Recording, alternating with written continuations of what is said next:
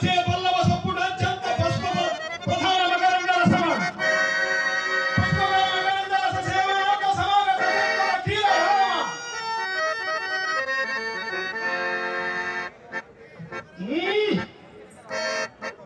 ఇట్టి జగన్మత సభాభవనము